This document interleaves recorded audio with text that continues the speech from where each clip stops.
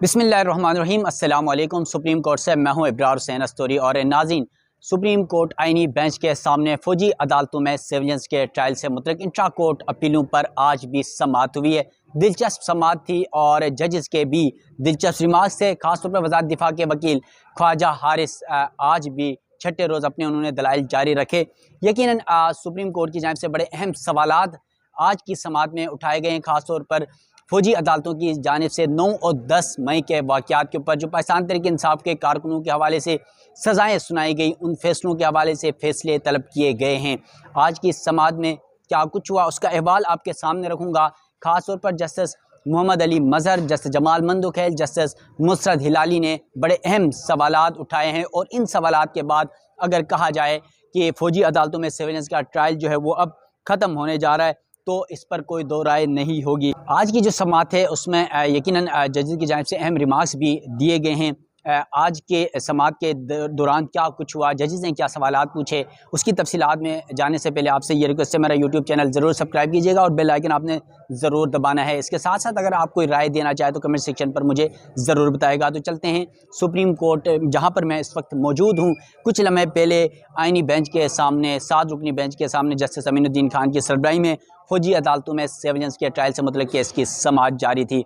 समाअत तो कल तक मुलतवी की गई है, लेकिन आज की समाअत में दिलचस्प रिमार्क्स थे। ख़ासतौर पर जजेस की जानिब से बड़े अहम सवालात उठाए गए हैं कि फ़ौजी अदालतों में सिविलियंस का ट्रायल कैसे हो सकता है। और फिर ये भी कहा गया कि अगर फ़ौजी अफसरान आइन तोड़ते हैं या फिर अपने हलफ की खिलाफ वर्जी करते हैं तो क्या उन पर आर्टिकल 6 लगेगा। ये अहम सवाल उठाया गया है। तो इस हवाले से आज जब समाअत शुरू हुई जस्टिस अमीनुद्दीन खान की सरबराही में 7 रुकनी बेंच ने, तो पहले ही आइनी बेंच के सरबराह जस्टिस अमीनुद्दीन खान ने वज़ारत दिफा के वकील ख्वाजा हारिस से यह इस्तफसार किया कि आपके दलाइल आज मुकम्मल होंगे या नहीं होंगे। तो उन्होंने कहा कि मैं आज अपने दलाइल के पार्ट 2 के जो गुजारिशात हैं, अदालती फ़ैसले हैं, वो आपके सामने रखूँगा। और फिर अदालत की जानिब से यह हिदायत दी गई है कि कल तक अपने दलाइल मुकम्मल करें वज़ारत दिफा के वकील ख्वाजा हारिस को। और इस हवाले से अहम सवालात भी उठाए गए हैं। जस्टिस अमीनुद्दीन खान ने यह भी कहा कि कौन से मुकदमात फ़ौजी अदालतों को मुंतकिल हुए और क्यों हुए, इसको मुख्तसर रखें और अदालत को इस हवाले से आगाह करें। फिर कहा कि जजेस के इस हवाले से सवालात हुए तो आखिर में उसको भी देख लें और अदालती सवालात के जवाबात भी आपने देने होंगे। तो इस दौरान वकील ख्वाजा हारिस ने अदालत को बताया अपने दलाइल में कि सुप्रीम कोर्ट ने आर्मी एक्ट की सेक्शन 59(4) को भी कलअदम करार दिया था। यानी ये सुप्रीम कोर्ट के 5 रुकनी बेंच का जो फैसला था फ़ौजी अदालतों से मतलब उस केस के फैसले का हवाला दे रहे हैं। इस दौरान जस्टिस जमाल मंदोखेल ने कहा आर्मी एक्ट में कई जराइम का जिक्र भी मौजूद है। एक्ट के मुताबिक तमाम जराइम का इतलाक फ़ौजी अफसरान पर होगा। जिस पर वकील ख्वाजा हारिस ने अदालत को बताया कि ऑफिशियल सीक्रेट एक्ट के दफ़ात 2D1 और 2D2 के तनाजुर में आर्मी एक्ट देखा जाएगा। फिर कहा सिविलियंस का ट्रायल आर्मी एक्ट की सेक्शन 31D के तहत आता है। जिस पर जस्टिस जमाल मंदोखेल ने कहा सेक्शन 31D तो फ़ौजियों को फ़राइज़ की इंजाम दही से रोकने पर उकसाने से मुतल्लिक़ है। अगर कोई शख्स फ़ौजियों को उस हवाले से अगर कोई मिलिट्री पर्सन होता है उसको अपने फ़राइज़ की अंजाम दही से रोकने की कोशिश करता है या उसे उकसाने की कोशिश करता है तो उससे मुतल्लिक़ ये 31D जो है ये सेक्शन उसके हवाले से है। जिस पर वकील ख्वाजा हारिस ने कहा कि फ़ौजी अदालतों को आइन ने भी तस्लीम किया है। जिस पर जस्टिस जमाल मंदोखेल ने कहा नमाज से दूर रहने का हुक्म दिया गया है लेकिन सिर्फ नशे की हालत में।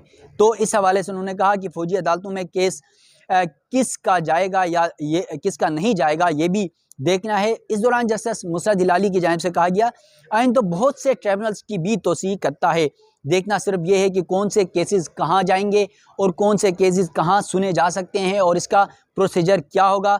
यहाँ पर भी मसला सिर्फ प्रोसीजर का है कि ट्रायल कौन करेगा। इसके अलावा जस्टिस जमाल मंदोखेल ने कहा क्या सिविलियंस का मिलिट्री ट्रायल कोर्ट मार्शल कहलाता है। वकील ख्वाजा हारिस ने कहा मिलिट्री कोर्ट्स में कोर्ट मार्शल ही होता है। जस्टिस नुसरत हिलाली की जानिब से कहा गया कि अगर कोई आर्मी ऑफिसर आइन को मुअत्तल करता है तो आर्मी एक्ट में इसकी सज़ा क्या है।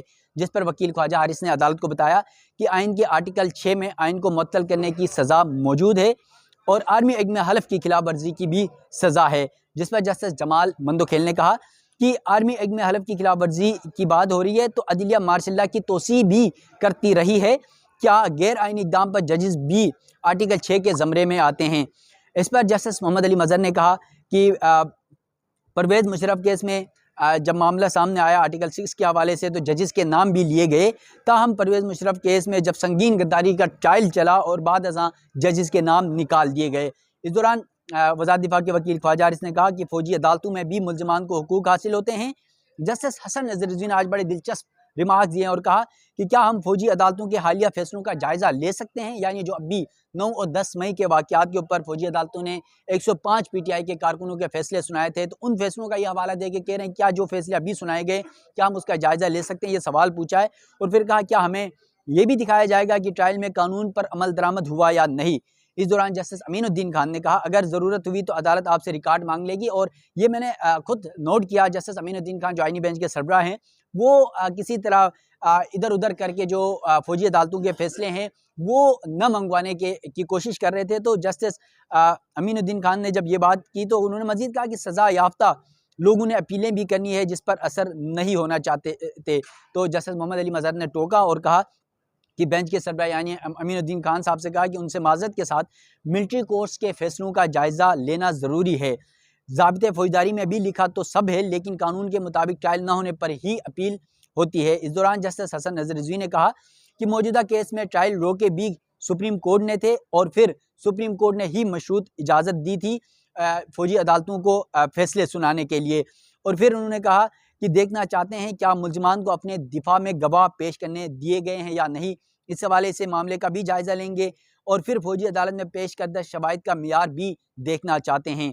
वकील ख्वाजा हारिस जो वज़ारत दिफा के वकील हैं उन्होंने कहा कि तमाम मुकदमात तो नहीं, एक केस का रिकॉर्ड अदालत को दिखा सकते हैं और फिर अदालत उस मामले का जायज़ा लेगी। जिस पर जस्टिस हसन रिज़वी ने कहा हम किसी से फ़ौजी अदालतों का जो केस हमारे सामने आएगा उसका जिक्र नहीं करेंगे लेकिन अदालत मामले का जायज़ा लेने का इख्तियार भी रखती है। वकील ख्वाजा हारिस ने कहा जायज़ा लेने के इख्तियार की हद तक आपसे मैं मुतमईन हूँ।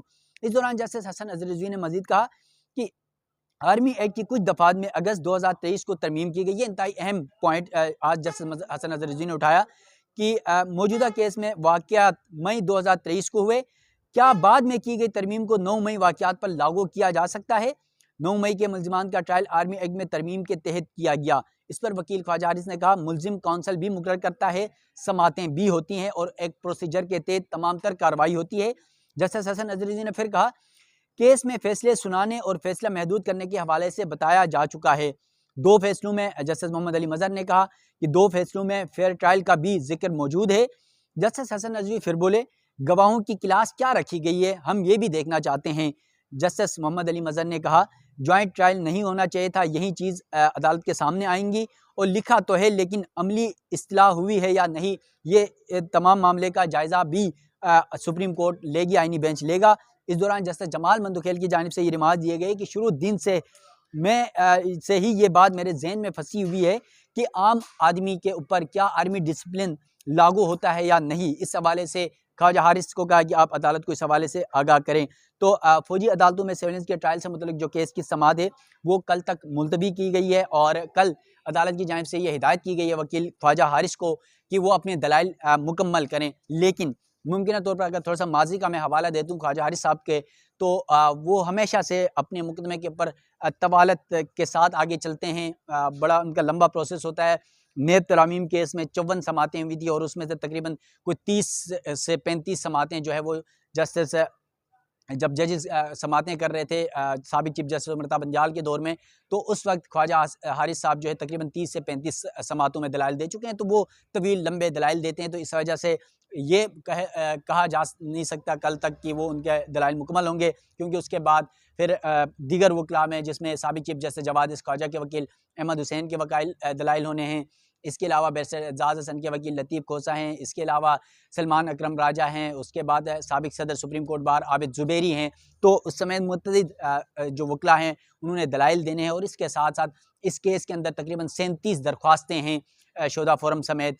तो ये 37 दरख्वास्तों का जायज़ा लेना और मामला सुप्रीम कोर्ट ने ये डिसाइड करना है कि क्या फ़ौजी अदालतें सर्विलेंस का ट्रायल कर सकती हैं या नहीं कर सकती हैं। अगर सुप्रीम कोर्ट इस हवाले से हुक्म देती है कि फ़ौजी अदालतों में ट्रायल होगा, तो फिर जो सुप्रीम कोर्ट फ़ौजी अदालतों ने फैसला सुनाया था वो दुरुस्त साबित होगा। अगर सुप्रीम कोर्ट यह कह देती है कि फ़ौजी अदालतों में सर्विलेंस का ट्रायल नहीं हो सकता, उसके लिए एक मखसूस कैटेगरी होगी जिसमें जासूस या बहुत ज़्यादा दहशतगर्दी के वाक़यात के ऊपर जो सेक्शन 5 रुकनी बेंच ने निकाल दिए थे 2D सेक्शन वाले, तो अगर वो सेक्शन इंक्लूड मुमकिन तौर पर हो सकते हैं जो मौजूदा साबिक जो चीफ जस्टिस हैं याया अफरीदी साहब, उनका जब 5 रुकनी बेंच में फैसला था सुप्रीम कोर्ट का, उसमें भी यही था कि 21D जो है वो ख़त्म नहीं होना चाहिए, क्योंकि जासूस और जो दहशतगर्द हैं उनका मिलिट्री ट्रायल हो सकता है।